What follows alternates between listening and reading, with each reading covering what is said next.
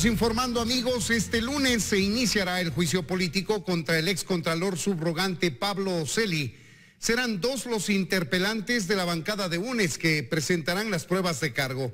Pablo Celi fue notificado en la cárcel 4 y ya presentó su alegato de defensa, pidiendo se archive el juicio político en su contra. Pablo Celi fue formalmente notificado del inicio del juicio político en su contra en la cárcel 4, hasta donde asistió el secretario general del Legislativo, Álvaro Salazar. Pablo Celi envió ya por escrito en 36 páginas un alegato de defensa en el que pide que se archive el juicio político en su contra y que se dé inicio al procedimiento administrativo disciplinario contra la Comisión de Fiscalización. Los legisladores están conscientes de la importancia del proceso, así lo explican. La única causal para llevar a juicio político a alguien es el incumplimiento de funciones. Inadmisible que la máxima autoridad de la institución encargada por velar la correcta administración de los recursos del Estado se encuentre acusada de ser parte de una estructura de corrupción. Los asambleístas tienen varias interrogantes que aspiran a poder plantear al excontralor subrogante. Lo que necesitamos son respuestas. ¿Quién fue favorecido? ¿Quién ha sido beneficiado durante estos actos de la Contraloría? El llamado a juicio se aprobó por unanimidad con 134 votos de 134 asambleístas presentes. Sin embargo, ahora, según Ana Belén Cordero, conscientes, dice, de que Pablo Celi merece la censura, tienen dudas respecto a las intenciones que podría tener la bancada de UNES. De hecho, el expresidente Correa ya tuiteó que el excontralor Pablo Celi de la Torre asumió funciones de manera ilegal o llevó funciones de manera ilegal. Todo lo que él hizo durante su trabajo y su función y lo que ocurrió después, es decir, la delegación a Valentina Zárate, etcétera, no es válido, no es legal, no existe. Jurídicamente estaba validada la actuación del excontralor Pablo Celi, así que eso no será un argumento válido para un momento dado pretender decir pues que las actuaciones de Celi son nulas. Este juicio político, el día lunes, será dirigido desde Bélgica. Para el debate, explica, participarán 3 legisladores de cada bancada. Es decir, la votación para conocer si se censura o no a Pablo Celi sería probablemente en la noche de lunes. Hay sobradas razones para que sea censurado y esa es, creo yo, la voluntad unánime de la Asamblea Nacional. Lamentablemente, a veces parecería que hemos normalizado los comportamientos que constriñen la ética y la ley, pero esto no debe continuar. Son 69 los votos requeridos para censurar al excontralor subrogante, que permanece en la cárcel 4 cumpliendo prisión preventiva por el delito de delincuencia organizada dentro del caso Las Torres. El transporte aéreo y el turismo empezaron a reactivarse desde el mes de junio. La demanda de viajes al exterior aumentó hasta en un 40% respecto del año anterior. Y Estados Unidos continúa siendo el principal destino. El sector del transporte aéreo al fin ve una reactivación económica. Aunque en marzo ya aumentaron las ventas debido al turismo de vacunas, en junio finalmente se reactivaron los vuelos turísticos. Entre enero y febrero tuvimos aproximadamente 100,000 pasajeros por mes durante esos 2 primeros meses. Para el mes de julio cerramos con 243,474 pasajeros. Lo que representa el 51,6% del tráfico de pasajeros que se tenía en el mismo mes antes de la pandemia. Es decir, aproximadamente la mitad del número de personas que habitualmente viajaban en esta fecha en años anteriores. Según el gerente de comunicación de Keyport, Estados Unidos sigue siendo el principal destino. La demanda a Europa está creciendo, pero aún hay restricciones para los países de la región.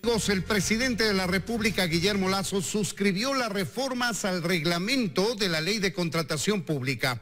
Entre otras medidas se encuentra la necesidad de un informe de pertinencia a la Contraloría General del Estado y un concurso público para la contratación de seguros. Mediante el decreto ejecutivo 155 firmado este 12 de agosto, el presidente Guillermo Lasso firmó reformas al reglamento de la Ley de Contratación Pública. Uno de los puntos del reglamento establece que antes de iniciar un proceso de contratación se debe solicitar a la Contraloría un informe que detalle la pertinencia del contrato. Además, se analizará la disponibilidad presupuestaria. En el primer año de esta reforma se emitirán estos informes para contratos que su monto sea igual o superior a $962,410 y en el segundo año aplicará a todas las contrataciones públicas sin importar el monto. La Contraloría tendrá un plazo de 15 días para la emisión de dichos informes. Solo en casos de emergencia se deberá entregar en 3 días. Y para la contratación de seguros se desarrollará un concurso público de ofertas para las empresas interesadas. Estas modificaciones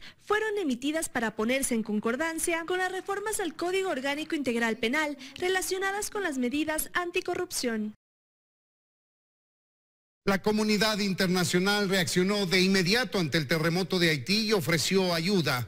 El presidente Guillermo Lasso hizo lo propio. Hasta el momento no se han reportado ciudadanos ecuatorianos afectados por este desastre natural. Tras el terremoto de magnitud 7.2 ocurrido en Haití este sábado, han existido reacciones también desde Ecuador, empezando por el presidente Guillermo Lasso, quien en redes sociales expresó su solidaridad con el pueblo haitiano que atraviesa una terrible catástrofe con pérdidas irreparables. Así lo indicó en Twitter, donde señaló también que se está atento al pedido de ayuda humanitaria para brindar apoyo al país y su gente.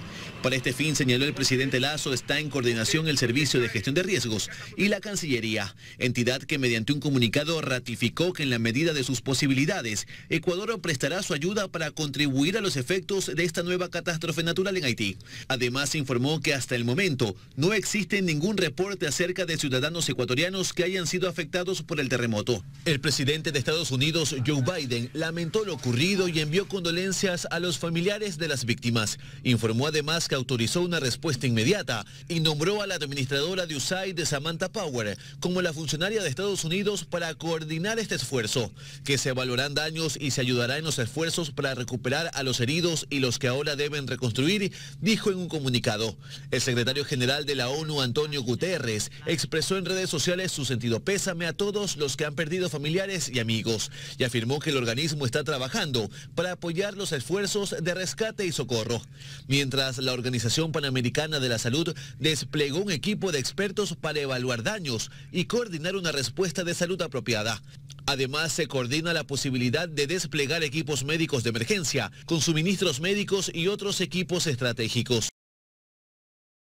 Y la tierra sigue temblando. En el Perú, un sismo de magnitud 5,7 grados Richter sacudió el norte de ese país a primera hora de este domingo, sintiéndolo incluso en las provincias ecuatorianas fronterizas de Loja, Zamora, así como en Azuay y en Morona, Santiago. Según el Centro Sismológico Nacional de Perú, el movimiento telúrico se produjo a las 0:40 a una profundidad de 121 kilómetros en la provincia de Condorcanqui, en el Amazonas. No hubo reporte de daños o víctimas fatales. Vamos con temas nacionales. Como histórico, calificaron las autoridades al decomiso de 9,5 toneladas de droga este viernes en la ciudad de Guayaquil. El alcaloide estaba escondido en el interior de una pared falsa. Además, se decomisaron armas de largo alcance y municiones. Hay 2 menores de edad que están detenidos. Y la vida de Lionel Messi ha dado un espectacular giro en pocos días que lo ha llevado de España a Francia. El astro argentino fue presentado como un dios ante la afición de su nuevo equipo, el Paris Saint-Germain, a menos de una semana de haber dejado el Barcelona sumido en llanto. Luciendo su nuevo número, el 30, Messi escuchó emocionado durante al menos 2 minutos ininterrumpidos como unos 50,000 espectadores y aficionados coreaban su nombre. ¡Qué emoción! El excapitán del Barça agradeció la muestra y dijo sentirse muy ilusionado.